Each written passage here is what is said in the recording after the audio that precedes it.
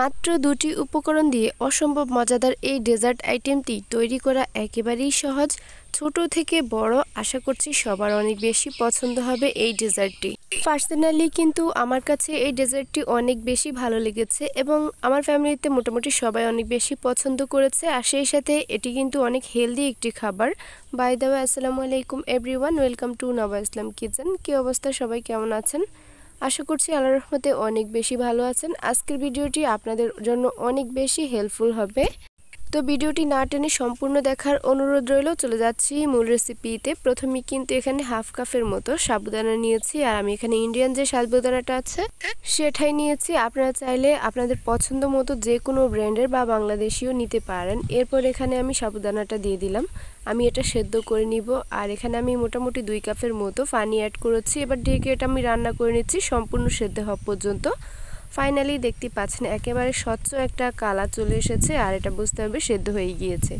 এবার সেদ্ধ হয়ে যাওয়ার পর কিন্তু আমি এটা ছেঁকে পানিটা ঝরিয়ে নিব। এরপর কিন্তু অবশ্যই ঠান্ডা পানি দিয়ে এটা ধুয়ে নিতে হবে, তাহলে এটার মাঝে যে আঠালো একটা ভাব থাকে সেটা আর থাকবে না, একদম ঝুরঝুরে থাকবে।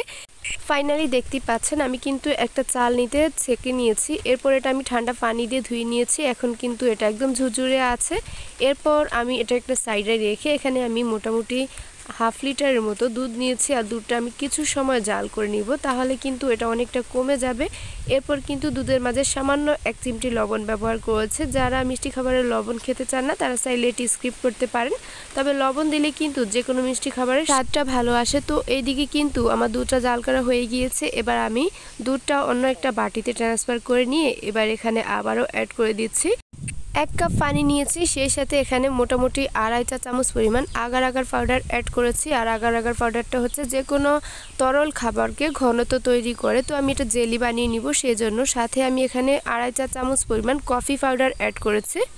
সেই সাথে এখানে আমি 2 টেবিল চামচ পরিমাণ চিনি অ্যাড করে দিচ্ছি। আপনারা চাইলে এখানে লবণও অ্যাড করতে পারেন, তাহলে কিন্তু স্বাদ ভালো আসবে। আমি কিন্তু 1 চিমটি লবণ ব্যবহার করেছিলাম, খেয়াল করেছেন নিশ্চয়ই। এরপর কিন্তু সবগুলো ভালো করে মিক্স করে এবার আমি চুলাটা অন করে দিয়েছি। চুলাটা অন করার পর দেখতেই পাচ্ছেন কালারটা কিন্তু অনেক চেঞ্জ হয়ে গিয়েছে, মানে কফি পাউডার দেওয়ার পর কিন্তু এই যে লুকসটা মাশাআল্লাহ অনেক সুন্দর এসেছে, আর সুন্দর একটা ফ্লেভারও এসেছে। আমি কিন্তু এটা দিয়ে জেলি বানিয়ে নিব, আর এই জেলির ফ্লেভার অনেক বেশি ভালো আসে এবং খেতেও অনেক ভালো লাগে।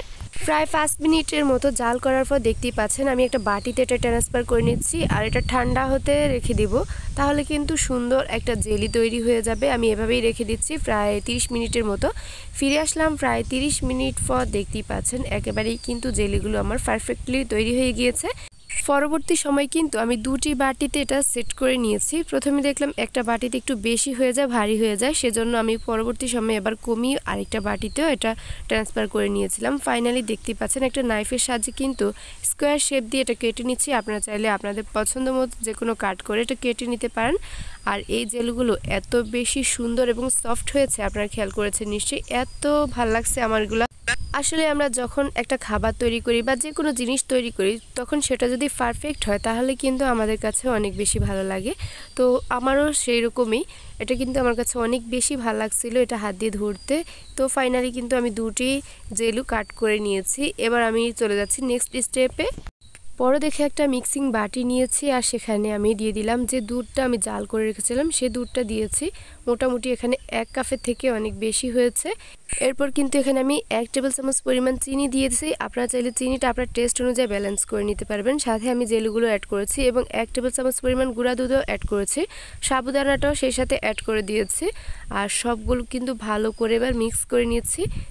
এভাবে চাইলে আপনারা এটা সার্ভ করতে পারেন, কিংবা চাইলে আপনারা নর্মাল ফ্রিজে রেখে এটা সার্ভ করতে পারবেন, কিংবা সেই সাথে আপনারা চাইলে এখানে 2টি আইস কিউব অ্যাড করতে পারেন। আইস কিউব দিলেও এটা অনেক খেতে ভালো লাগবে। এরপর এটা ঠান্ডা ঠান্ডা সার্ভ করলে অনেক বেশি মজা লাগবে। তো আল্লাহ হাফেজ।